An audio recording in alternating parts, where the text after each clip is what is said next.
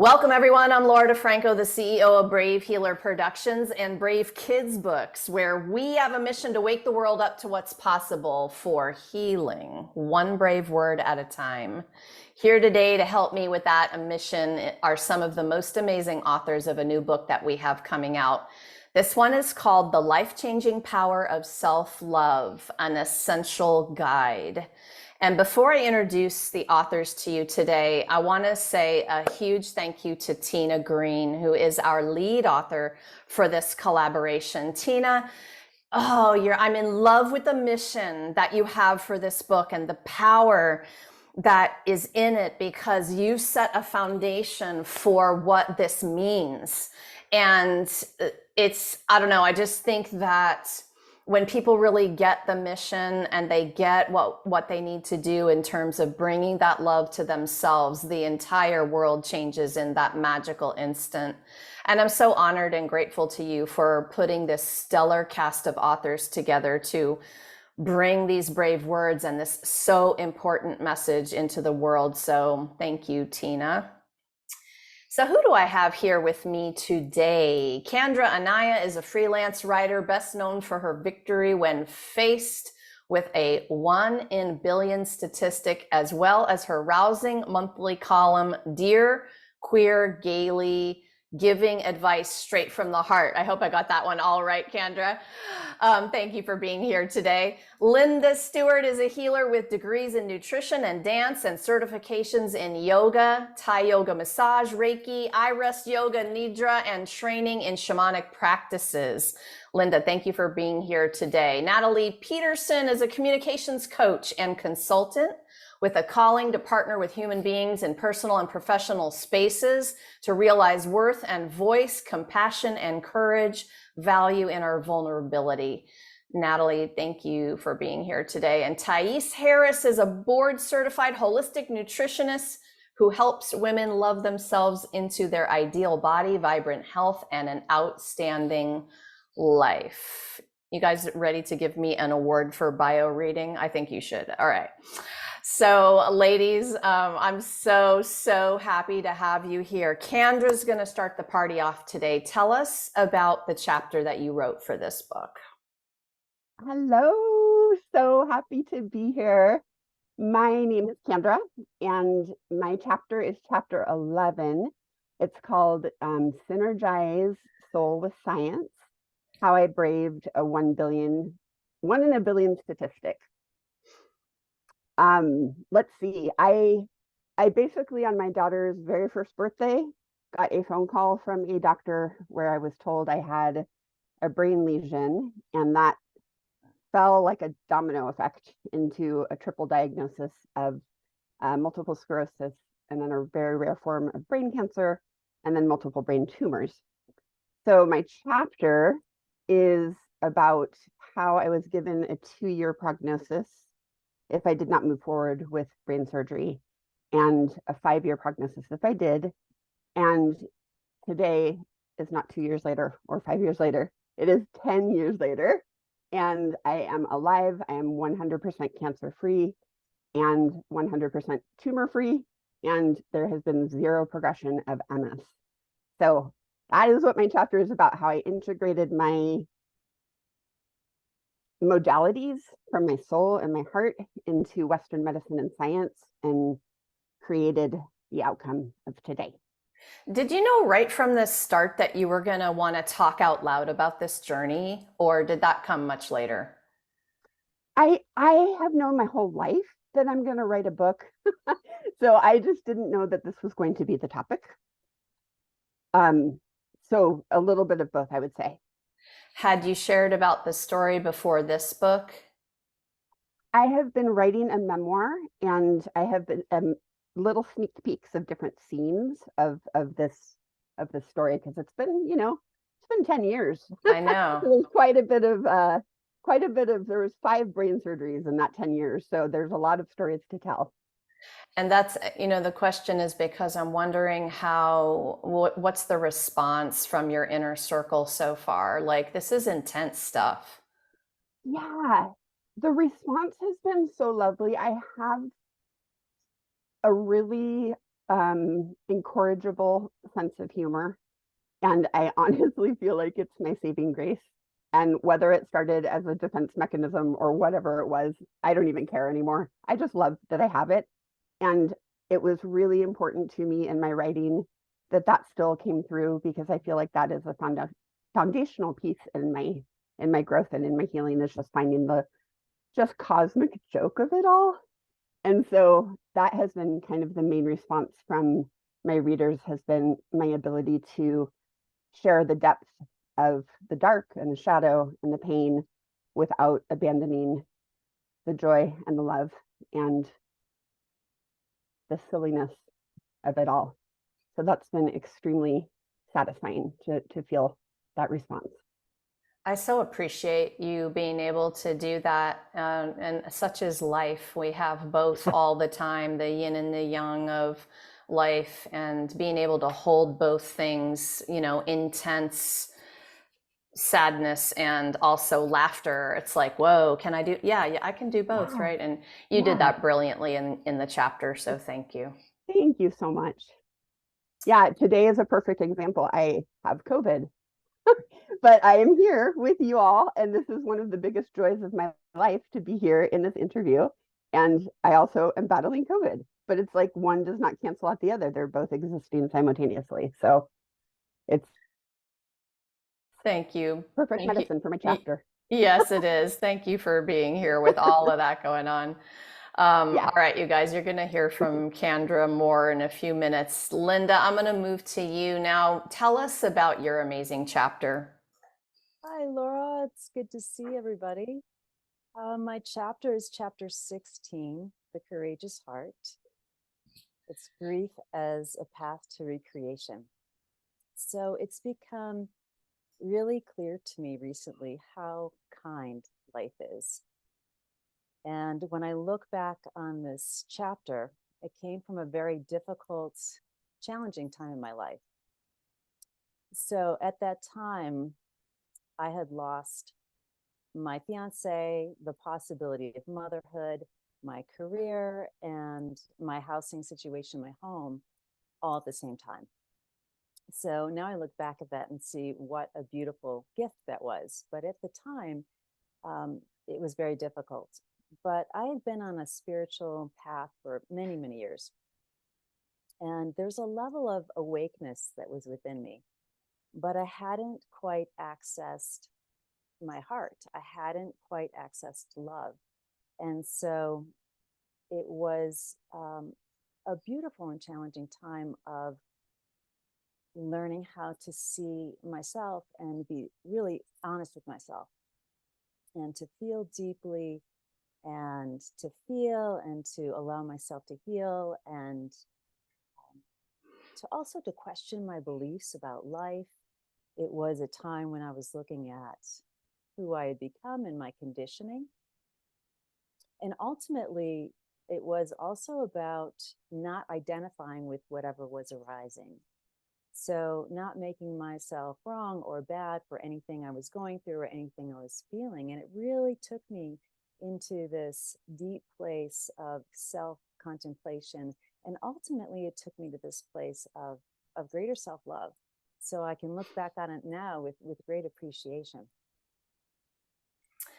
I think one of the ultimate tests of, if it is a test, is like multiple things happening all at once. And I feel you with that because I experienced something similar and it's like, whoa, universe, really? You're going to give me this many things all at once? You must really trust me to be able to like handle this, right? And of course, there's a quote about that. But when you're in it, it doesn't, it's always in retrospect, right? But this is one of the greatest lessons. What else do you want to say about that? Yeah, I mean, it was also when I started coming out on the other end, so to speak, it was this process of, um, it felt a little bit like throwing spaghetti at the wall, like, who do I want to be? What do I want to do? How can I show up in this place of love and inspiration and creativity?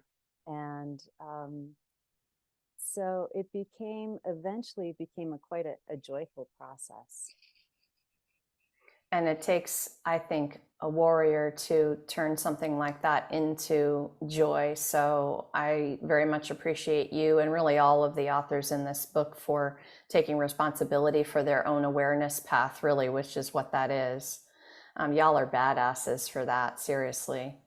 Linda, thank you for being here today. Thank you, Laura. Natalie, your turn. Tell us about your chapter. Hello, Laura. It's so good to see you. I just continue to be floored with the level of just badassery that I've become a part of. Looking on the screen is just, it's super humbling and exciting, and I just love being here. I have authored chapter 15. It is called "It's Not Enough to Quit: Discovering the Beauty in Being." A big part of most of my story is anchored in sobriety. And ironically, right now, our launch date is set for the same date as my 5-year anniversary of being sober. And I don't think that was a coincidence. I think that's a pretty cool universe tap. Totally. Totally, right? The last 5 years, and what this chapter really digs into is, I got sober, but all I did was quit drinking. I didn't address, the getting sober part was easy, right? I stopped drinking. I stopped partaking in the actual activity of it, but I did nothing to address all of the reasons, the many deep-seated, some that I have yet to uncover, reasons why I was living outside my body, numbing, incredible, just really stunted emotions, a stunted emotional maturity, just a long laundry list of reasons why I chose to, from a very early age, drink. And in addition to drinking, sexual activity, just a story of reasons why I wasn't present with myself and why I wasn't truly living a life that was mine. It was underwater, I like to say. And so in the last couple of years, my path has crossed with, thank goodness and thank the universe and source for Tina Green. She's actually was my sister-in-law and is now forever my sister, no matter. Our paths recrossed, and I became, it was just in time to really dig into some self-love and some self-healing and some self-inventory, and to go back into a lot of pain and a lot of story and a lot of crossroads in my life, and sit with myself and come to a place of forgiveness and peace, and unravel just layers of shame, and forgive myself for a lifetime of not being real and not being who I'm totally meant to be, which is here with you folks now. So far, really from a few of you, but I'm going to ask this of you, Natalie. Like, our listeners hear you, and there are layers and layers and sometimes full-on lifetime worth of junk, and it's like a pile-on. And I always want to give people some hope. When you found a connection, the piece to the puzzle, right, you were ready. Of course, you probably don't regret any of those past moments, but I think the hope that I want to give and what I want you to comment on is it doesn't have to take another decade. Will you comment on that?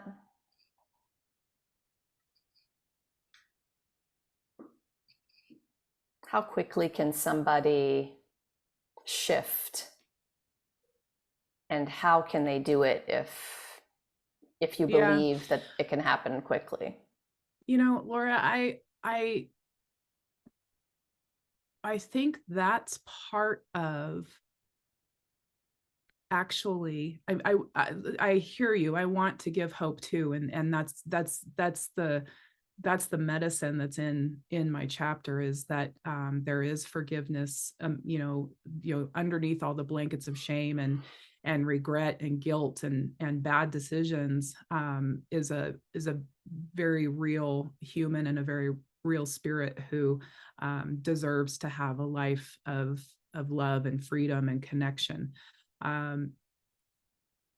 I will tell you candidly that being sober takes work. Being honest with oneself takes work, and it takes community. I tried to do so much of it by myself.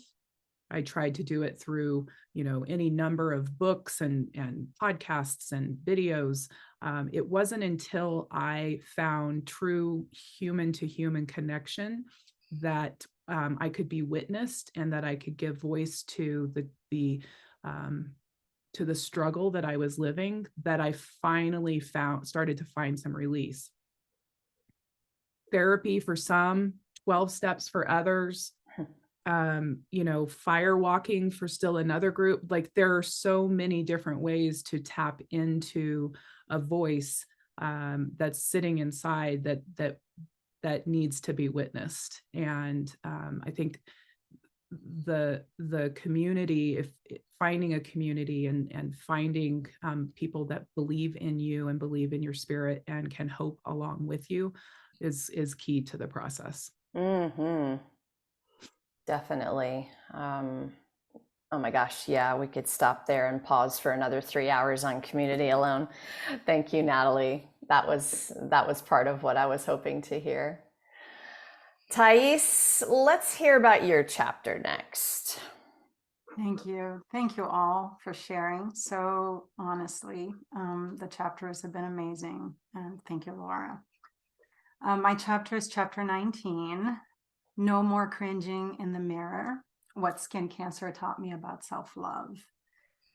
And as the title suggests, there's a piece around skin cancer and having an actual black mole that was right in the middle of my face, as a daily reminder of something not being right, and so for me, it was really about learning to include that in my experience instead of just wanting to turn away from it and hating my image, because of that point, and then getting to the point where I could actually love all of me, include squammy, which is what I named the first squamous cell carcinoma, which then there were more, but the process of working with it, loving myself no matter what, and trusting in my ability to heal. And that's, there are things in the chapter about grief that were part of what was happening at that time in my life,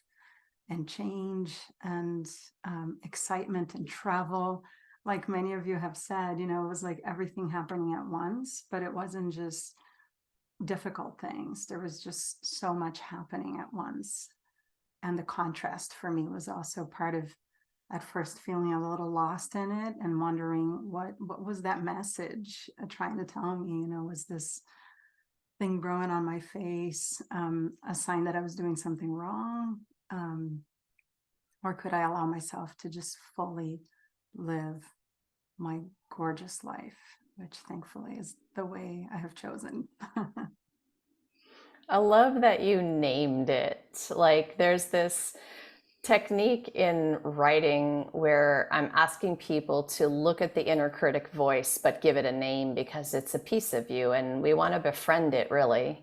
And that's what you're talking about. It's a part of you, living your life with it, not like, yeah. I'm just laughing at the squeamy name. That's awesome. And I resonate with the chapter fully because I've had the experiences and a couple of scars on my face to prove it. And that's rough, right? Especially because here we all are wanting to put our face literally out in the world in a bigger way, being seen fully, no matter what we think we look like, right? But but I'm going to add, like, trying to fall in love with that, no matter if I have 5 scars on my face or whatever is on my face, you know. What else do you want to say about that journey for you? You know, it was interesting because part of it was I did a process of healing using inner light and using some guidance that was brought to me. I used to work with cancer patients. I'm a holistic nutritionist and had worked with a particular group through a nonprofit. And at that time, I remember reading something about this doctor that was an oncologist, pediatric oncologist working with children, and how he helped throughout the process of treatment, whether it was surgery or chemotherapy or other treatments, that he always helped the children find a light within them and beam that light to the spot that they were being treated at or where they were getting treatment. And I started incorporating that into my journey, and Squeamy actually fell off. I mean, I start the chapter talking about this little mole that I was holding between my fingers and thinking, wow, did I actually heal myself? There were many other things that I was doing. And but then I ended up going to the doctor and doing the sort of responsible thing of removing a margin of error. And it was just really strange after having had that experience and having my skin look like nothing had ever happened. And now I had the scar because now they went in and, you know, dug around it and did the thing that we all thought was the best thing to do. And I think in life, learning both like what feels responsible and right, but not forgetting that we do have an innate ability to heal and leaning on that more heavily versus just giving away our power. You know, that's one thing that really stayed with me. And I had other surgeries. I continue to see a doctor. But then I was able to use that same healing power for all that happened after that. And I feel like, at least for me personally, for my soul's purpose, that feels like the right way to heal for my body, because I don't feel powerless anymore as I did that first time. And feeling the pain and the thumping sensation and that surgery that now is like, it was perfect. It was clear, you know, it was healed. And now, you know, we just added more to that area, but it all healed because, again, continuing to love it, continuing to shine whatever life force you can connect with within you and bring it to the part of you that needs healing. Yes, thank you for talking about that. And I get that too. And it's so hard to trust what you know when all you've been taught is to do that responsible thing, no matter what you know. Even with what you know for sure, you know, we've been taught to like go get that surgery anyway. I am also somebody who's experienced that as well. Like I knew there was nothing wrong, but you know, I wasn't going to get away with not having that surgery for the margin. And yeah, so it just I don't know. I think there could be a whole book on this topic. Like because of the importance of the powerful feeling when you take it back. Yeah, you're like, no, I'm going to make this decision for myself, right? And so I really appreciate you talking about that, giving people an idea of how to reclaim that power. Thank you. Thank you. All right. So I have these really amazing questions to ask all of you next, but first, just a huge thank you to all of you for taking that challenge of putting your words in black and white and, you know, pushing publish on your messages and your legacy, your work in the world. You're all so brave and you're all so vulnerable in your chapters, which is what I think is your strength. We're modeling this over and over again, and you all took up that challenge so brilliantly. So my huge thanks to you for not just for saying yes to it, but for really taking that challenge on and seeing what you are made of in terms of what you were going to share. It's not for the faint of heart. So I see you and I get you. Linda, I'm going to start this next question with you. And there might be a million things, but I want you to pick one. What's the most important thing you want people to know about self-love?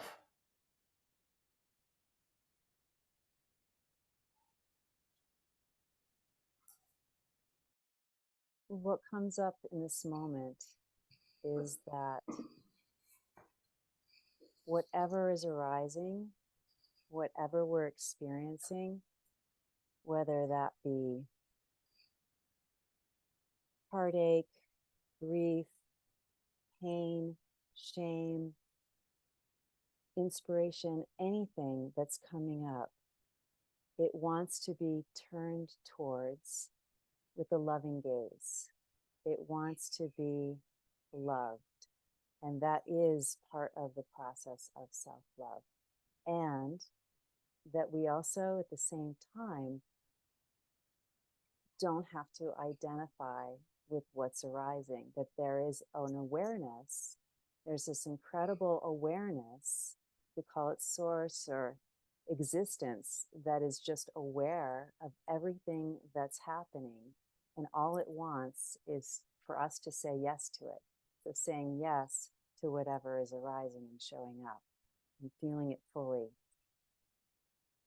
Thank you. I love the way that you started this question off. Okay, so Natalie, what's the one most important thing you want people to know about self-love?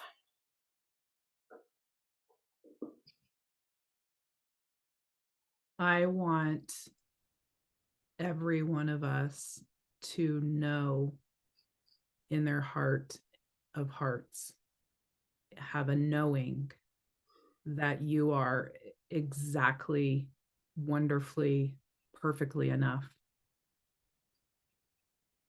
And that the beauty of a human being rests in exactly who you are, without the layers, and fully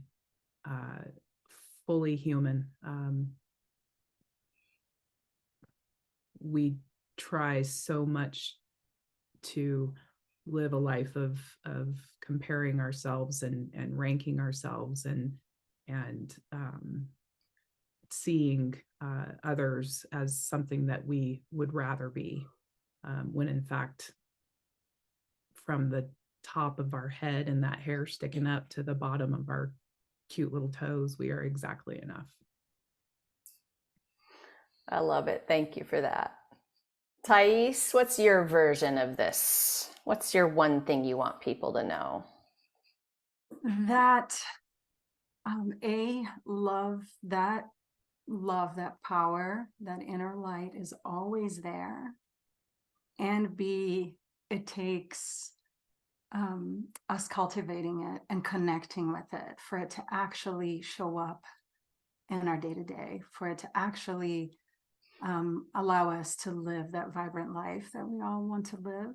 And so I think very much like we would show love to our child or our partner, and we would do little things to make their life a little better every day, or just, gestures of love so they know we're thinking of them and we know we love them, that we can then turn that around and do that for ourselves. And I think sometimes the confusion with like self-love and self-care or going to a spa, that it's nothing like that. It's just that moment of being quiet, being able to breathe into the belly, really connecting with love, and then making choices daily that reflect that love.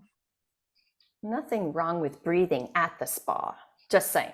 Yes. I would do both of Yes, those we things. can do both. Kendra, how about you? What's the one thing you want people to know about self-love? I love that you're asking this question, because if you had asked this to me 1 week ago, I wouldn't have this answer, which is, my answer is that it only takes one moment in life ever. It's like we think about life and these like one moments that are life defining that we will all have. People like to say like, well, love the people, hold them close, because someday you might not have them. And it's like, no, someday we will not have them. And someday we will have that defining moment of separation or break or whatever it is that becomes those moments of like, there was me before I was sick and me after. And so recognizing, last week I had this huge aha where even though I'm living life differently now than I did before diagnosis, I would say that, my quality of time each day is limited compared to how it used to be, that it only takes one moment to shift somebody's reality for the rest of their lives.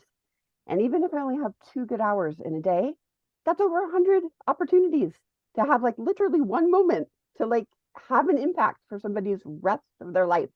So I'm really excited about this, about this like aha moment I had. So I would say one moment of love and you're golden. Yes, I love that. I love that idea. I love that inspiration. I talked to a gal who had a podcast, and her thing was 1,000 Mondays. She had this formula where she would have you take this little quiz to find out how many Mondays you have left in your life, depending on how old you are and all the things. And it was like, oh, yeah. Okay. Like, and sometimes people just need the math. Like, yeah, that's what you have. So like, make the most of it. All right. So somebody already mentioned it. I think Thais, you had said you have to connect with it, and that was so perfect for what I want you to talk about next. Natalie, I'm going to start with you for this one. Authentic healers and coaches, we know that we don't fix people. What we do is we empower them to connect to their own inner wisdom. So would you share with us one way you personally practice connecting to that inner wisdom?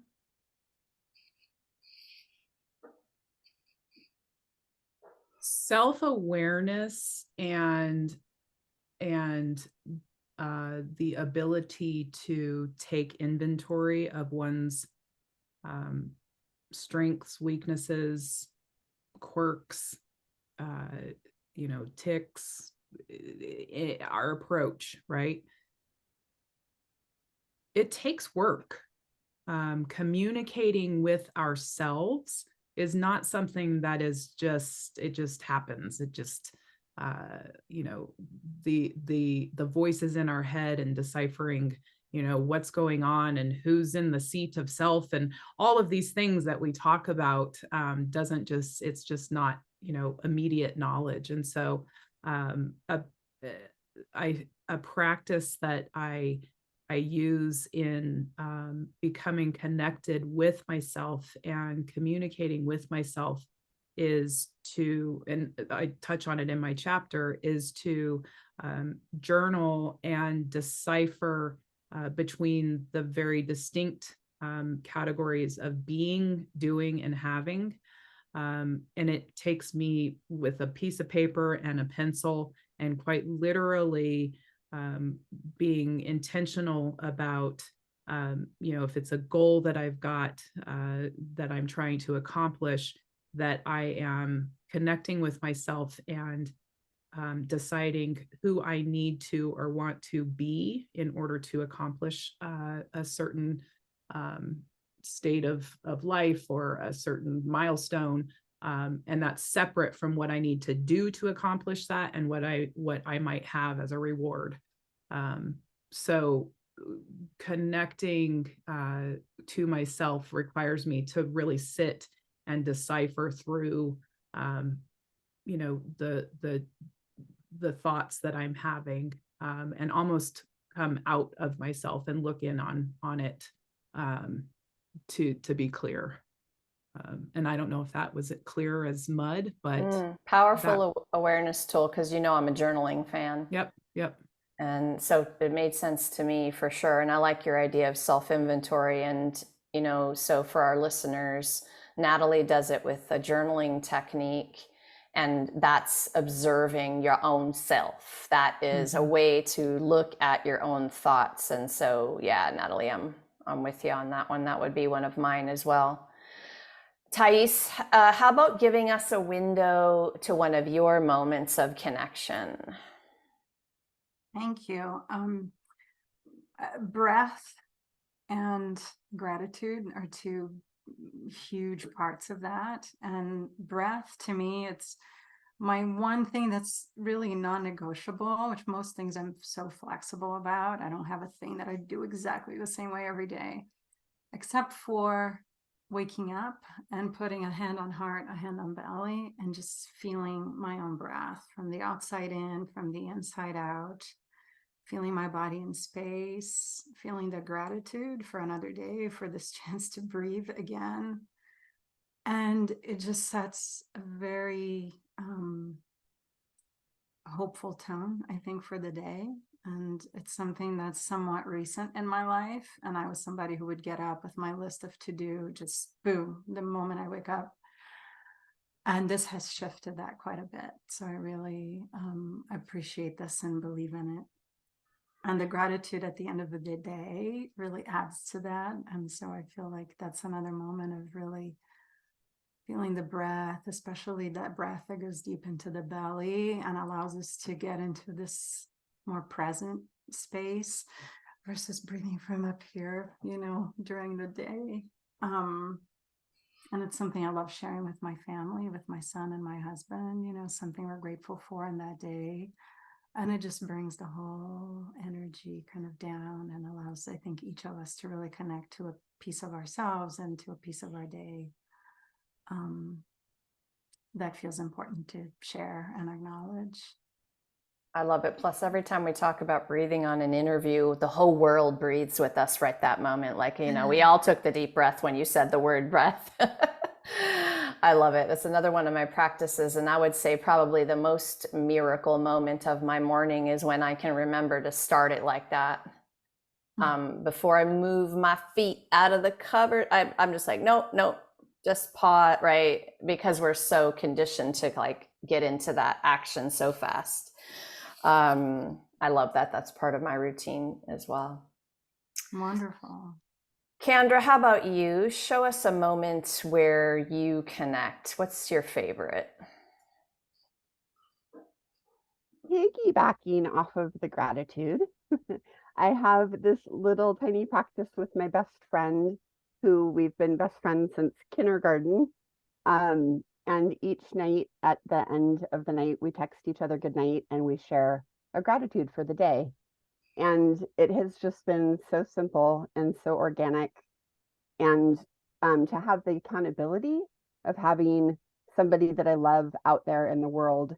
And maybe I don't even know, maybe we haven't talked in a few weeks, but I know something that happened for her and I can hold that in my heart and vice versa. And just having that level of connection. And it's awesome because then I can integrate it with my family as well. Sometimes I'll be texting goodnight to her as I'm doing bedtime with my daughter. And so now I'm raising her into, doing these nightly gratitudes of like, is there anything you want to tell her that you're grateful for today? And she always chimes in. And so again, it's just these little moments that all add up to bringing deeper peace and love in its pure essence. Yeah. That is a vibe raiser. No matter when you use it, you're going to be creating a higher vibration that you live in every cell of your body. I'm talking to everybody now, not just you, but and it's so profound and powerful. So I love that. I love that piggyback off of Thais's. Okay, Linda, give us an idea of how you connect. What's one of your favorite ways? Yeah, one of my favorite ways, well, I used to get up in the morning and just sit and meditate, but that's definitely shifted over the years. And now I get up and I'll sit on a meditation kind of area, but I'll sit and ask, what's needed? I'll place my hand on my heart. What's needed today? How are you feeling? So I'll kind of check in with myself, ask myself how I'm feeling, what's going on in my mind, what's happening in my life. And then eventually I'll just allow, sometimes journaling, allow myself to sit and just to notice what's coming up. what's coming up in my awareness, people or situations. And also just like some of the other women here, it's just looking back on the day before and like, what was amazing about it? What was, what am I excited about? What am I grateful about? And that feels like, it just feels like a really nourishing thing to do for myself. But it usually starts with a very inward movement. And then it kind of takes a life of its own. But in general, I can say that I give myself time and space every day to be, and then just to get, eventually allow listening to happen, and then ask for guidance.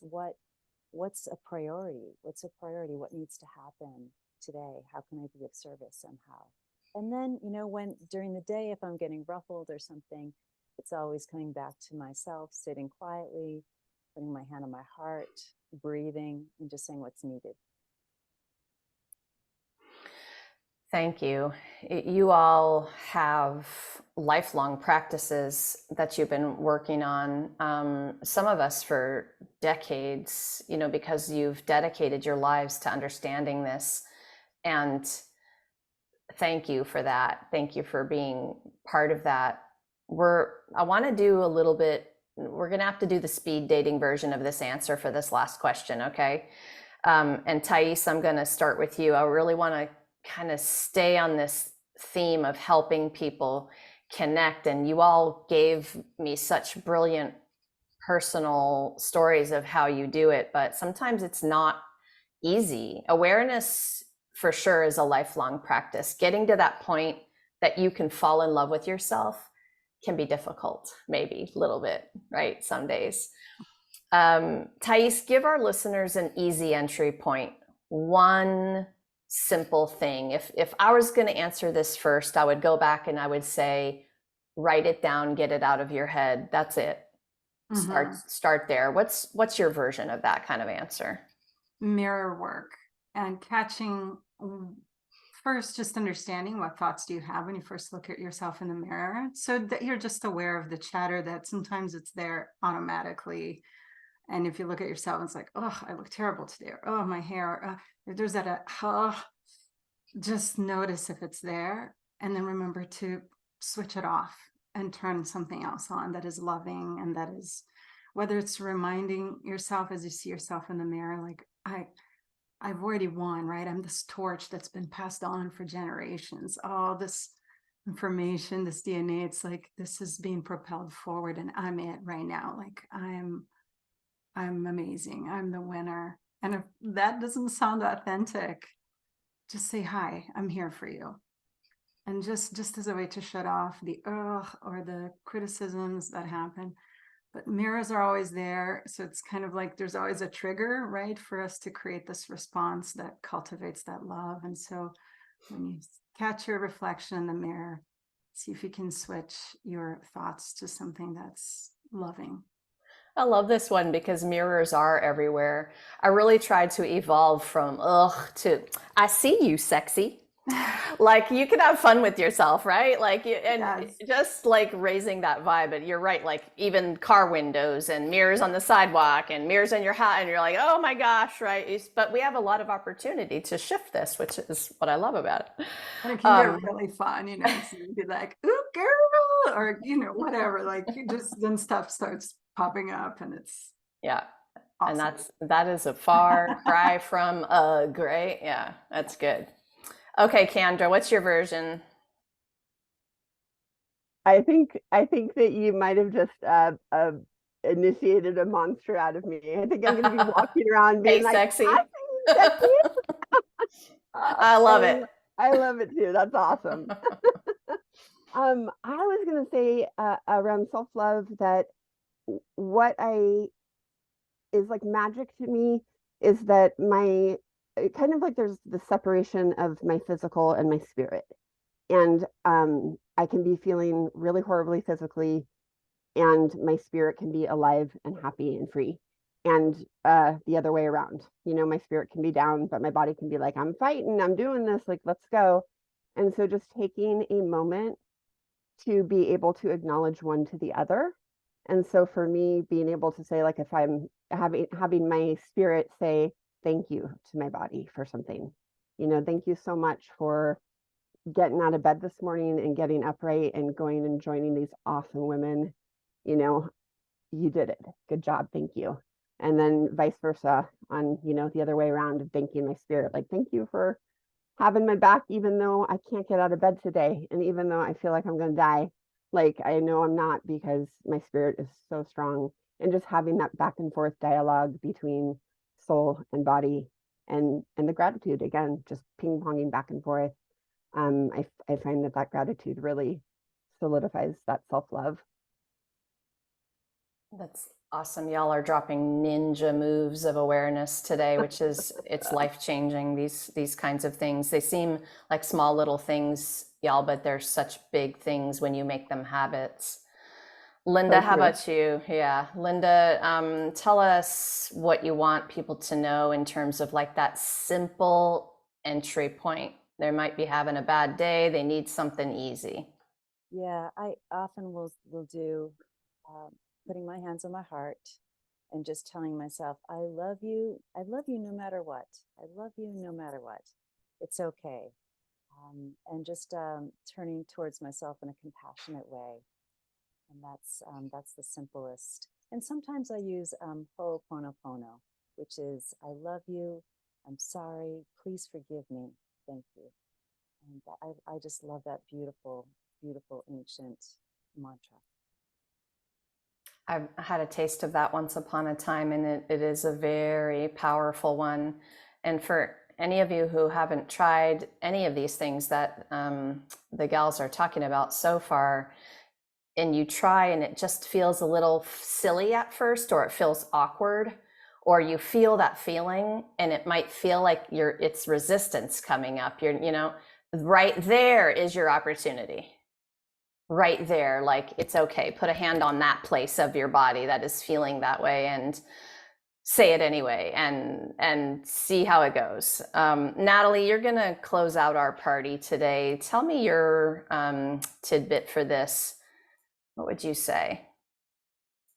I would say, whether it's at the dollar store or Staples or at the grocery, grab yourself some dry erase markers and use those mirrors that Thais mentions, and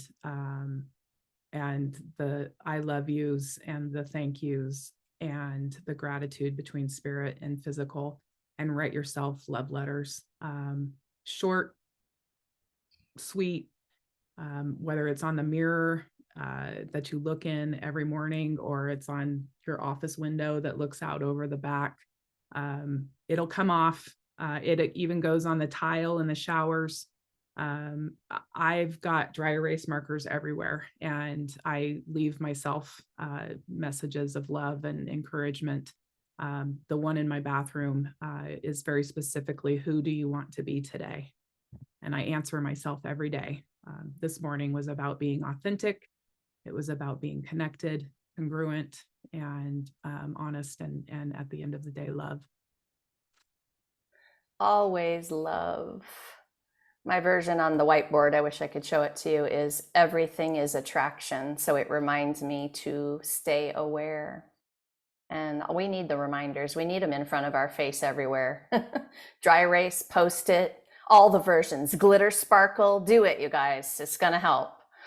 Authors, thank you so much for what you do in the world and for being here today to share it with everyone. Thank you all so much.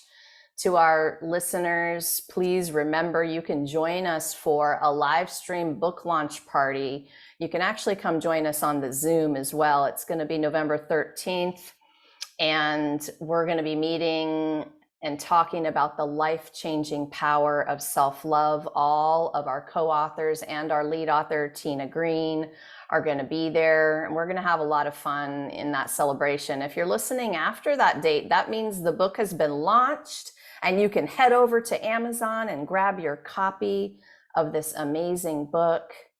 Lastly, today, everyone, I want you to remember that your words change the world when you're brave enough to share them. So it is time to be brave. See you next time, everyone. Thank you, ladies.